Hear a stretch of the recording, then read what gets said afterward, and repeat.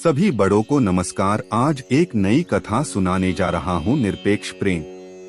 जो साथी मेरे चैनल पर पहली बार आए हैं, कृपा करके मेरे वीडियो को लाइक और शेयर करें। आप सभी से विनती है कि आप ये कहानी अपने बच्चों को जरूर सुनवाएं ताकि वे अपने जीवन में विकास करें।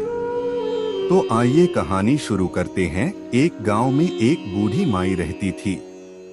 उसका इस संसार में कोई नहीं था, इसलिए वह अकेली ही अपना जीवन बिता रही थी। एक दिन उस गांव में एक साधु महाराज आए। बूढ़ी माई ने भक्तिभाव तथा प्रेम से उन साधु महाराज का आदर सत्कार किया। जब साधु महाराज जाने लगे तो बूढ़ी माई ने कहा, महात्मा जी, आप तो ईश्वर के परम भक्त हैं।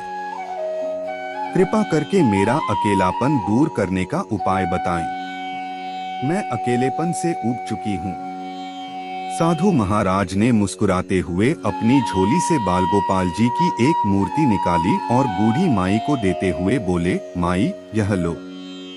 यह आपका बालक है, इसका अपने बच्चे की तरह प्रेम पूर्वक लालन पालन करती रहना। बूढ़ी माई आनंद से झूम उठी। वह बड़े लाड प्यार से कान्हा जी का लालन पालन करने लगी। कान्हा जी के आने से माई का सारा अकेलापन दूर हो गया था। उसका पूरा दिन कान्हा जी की सेवा में बीतने लगा। एक दिन गांव के कुछ शरारती बच्चों ने देखा कि माई एक मूर्ति को अपने बच्चे की तरह लाड प्यार कर रही है।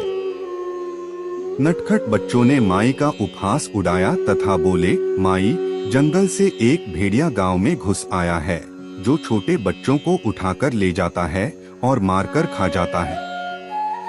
तुम अपने लाल का ध्यान रखना, कहीं भेड़िया इसे उठाकर ना ले जाए। बूढ़ी माई ने अपने बालगोपाल को उसी समय कुटिया में विराजमान किया और स्वयं लाठी छड़ी लेकर दरवाजे पर पहरा देने बैठ गई। अपने लाल को भेड़िए से बचाने के लिए बूढ़ी माई भूखी प्यासी दरवाजे पर पहरा देती रही।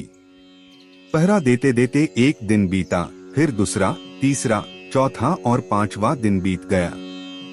बूढ़ी माई 5 दिन और 5 रातें लगातार बगैर पल के झपकाए अपने बालगोपाल की भेड़िए से रक्षा करने के लिए पहरा देती रही। उस भोली भाली माई का यह भाव देखकर भगवान श्री कृष्ण जी का हृदय प्रेम से भर गया। अब उन्हें माई का प्रेम प्रत्यक्ष रूप से पाने की इच्छा हुई। भगवान जी ने बहुत ही सुंदर रूप धारण किया और वस्त्र आभूषणों से सुसज्जित होकर माई के पास आए। भगवान जी की आहट पाकर माई डर गई। उसे लगा कि दुष्ट भेड़िया उसके लाल को उठाने आ गया है। माई ने लाठी उठाई और भेड़िए को भगाने के लिए उठ खड़ी हुई। तब भगवान जी ने कहा, माई, मैं हूँ, मैं तेरा वही बालक हूँ जिसकी तुम रक्षा कर रही हो। माई ने कहा, यह नहीं हो सकता, तुम जहाँ से आए हो वहीं लौट जाओ। मैं तुम्हें अपनी कुटिया में घुसने नहीं दूंगी। मेरे लाल के समान इस संसार में कोई दूसरा हो ही नहीं सकता। भगवान जी माई का यह भाव और एकनिष्ठता देखकर और अधिक प्रसन्न हो गए। भगवान अपने वास्तविक रूप में प्रकट हो गए और बोले, मेरी भोली माई, मैं श्री कृष्ण हूँ। मैं तुम्हारी भक्ति से बहुत प्रसन्न हूँ। मुझसे जो चाहे वर मांग लो। यह सुनकर माई भगवान श्री कृष्ण के चरणों में गिर पड़ी और बोली, मैं आपको 100 प्रणाम करती हूँ। आप मेरे प्रिय लाल की भेड़िए से रक्षा कीजिए।